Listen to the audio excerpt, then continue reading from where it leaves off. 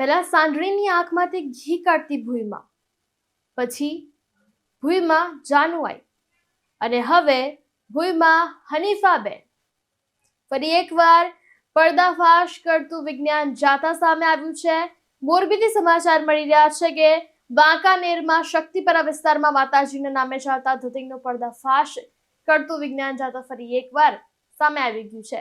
હનીફાબેન નામના માતાજીના કહેવાથી ભૂઈમાએ થાનગઢના પરિવારના એક વ્યક્તિને દવા બંધ કરી દેવાનું કહ્યું અને વ્યક્તિનું મોત થઈ જાય છે. અત્યારે કહી શકાય કે હજુ પણ એવા પછાત ગામડાઓ છે, એવી પણ પરિસ્થિતિ છે ગામડાઓના લોકોમાં કે માનસિક રીતે એ લોકોમાં હજુ પણ એટલું વિકસિત એમની માનસિકતા નથી. કારણ કે શ્રદ્ધા રાખવી જોઈએ, પરંતુ શ્રદ્ધા અને અંધશ્રદ્ધા વચ્ચેની એક જે એ પાતળી દોરી છે, જે ઓળંગતાની સાથે જ કેટલું નુકસાન થતું હોય છે કે વ્યક્તિ મોત સુધી પણ પહોંચી જાય છે.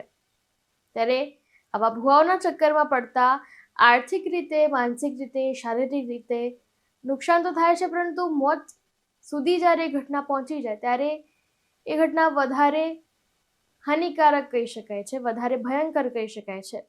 ત્યારે આવી ઘટના બની છે મોરબીમાં કે જ્યાં આગળ હનીફાબેન નામની એક જે મહિલા છે તે ઢોંગ કરે છે, ભૂઈમાં બને છે અને લોકોને એમની દવા જે ચાલુ હોય છે, એમના જે રોગ ચાલુ હોય છે, બીપી, ડાયાબિટીસ જેવા ગંભીર રોગો કે જે ફક્ત ને ફક્ત લોકો એની દવા ઉપર જ નિર્ભર હોય છે પૂરેપૂરી રીતે. પરંતુ જ્યારે એવા વ્યક્તિઓ એમની પાસે જાય છે ત્યારે આ ભૂઈમાં લોકોને એ રોગની દવા બંધ કરી દેવાનું કહે છે અને પોતે દાણા પીવડાવવાનું કહે છે.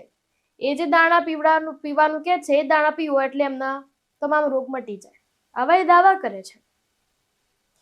ત્યારે એક પરિવારે વિજ્ઞાન જાથાનો સંપર્ક કર્યો અને આજે ધતિંગ ચાલતું હતું તેનો પર્દાફાશ થયો છે. અને આ દાણા પીવડાવવા, ઉતાર કરો, ત્રાટક વિદ્યા સહિતના ધતિંગ કરતી હતી હનીફા. જ્યારે જે મહિલાનું જે મોત થાય છે એ મહિલાની સારવાર ચાલી રહી હોય છે, એમને રોગ ચાલી રહ્યો છે, બ્લડ પ્રેશરની દવા લઈ રહ્યા હોય છે, બીપી જેવા રોગની દવા બંધ કરી દેવાનું આ ભૂઈમાં સ્ત્રીને કહે છે અને એમનું મોત થઈ જાય છે. ત્યારે તેમનો પરિવાર જે છે એ વિજ્ઞાન જાથાનો સંપર્ક કરે છે અને ત્યારે આખો પર્દાફાશ થાય છે. ત્યારે હાલ આપણને ખબર છે કે વિજ્ઞાન જાથા આવા ગામડાઓમાં જઈને જે ધર્મના નામે ગોરખ ધંધા કરી રહ્યા છે એવા લોકોના પર્દાફાશ કરી રહ્યું છે. ત્યારે બધું આવો કિસ્સો સામે આવ્યો છે. ત્યારે 2000 થી લઈને 20,000 સુધીના રૂપિયા ખંખેરતા હોવાનો ખુલાસો પણ સામે આવ્યો છે.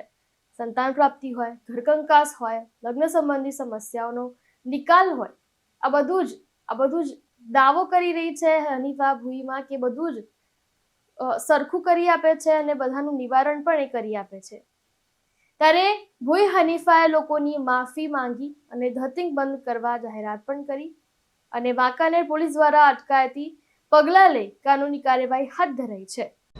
હું થાનગઢમાં રહું છું અને મજૂરી કામ કરું છું માટલા પેઇન્ટિંગનું. મારા મમ્મીને છેલ્લા 15-20 વર્ષથી બીપીની દવા ચાલુ હતી, બ્લડ પ્રેશરની. એમને જાણ થઈ કે શક્તિપરામાં દાણા જોવાનું કામ કરે છે શરીફાબેન કરીને, જેઓ મેરડીમાં તથા ખોડિયારમાંનું મંદિર બનાવીને પૂજે છે. તો મારા મમ્મી ત્યાં ગયા હતા અને મારા મમ્મીએ અમને એવું કીધું કે એમને દવા પીવાની ના પાડેલી છે અને અંતિમ શ્વાસ લગી મારા મમ્મીએ કોઈ પણ દવાનો ઉપચાર ના લીધો અને એમના શરીફાબેનના કહેવાથી અગરબત્તીને એવું ધરેલું હતું.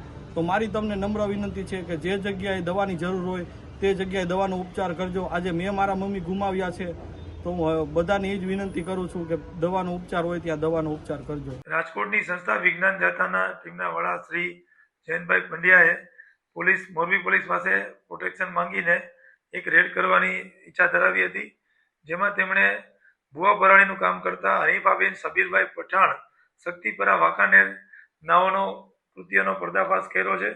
જેમાં તેમની સાથે આ કામે ભોગ બનનાર જે ચોટીલા મુકામેથી આવેલા હતા, તેમના મમ્મીને બીપીની બીમારી હતી, એ બીમારી મટાડી દઈશ એમ કરીને મુસ્લિમ હોવા છતાં મેલડીમાં પોતાને આવે છે અને આ મટાડી દેશે એમ કરી અને મરણ જનાર જે અત્યારના ભોગ બનનાર જેમના મમ્મી છે એમને એવી રીતના ખોટી સલાહ આપી કે એમણે દવા ન પીવી જોઈએ અને હું કહું એમ થશે અને દાણા નાખી અને પોતે માતાજીની આરાધના કરે છે એવું કરી અને તેમની બીપીની દવા બંધ કરાવી હતી.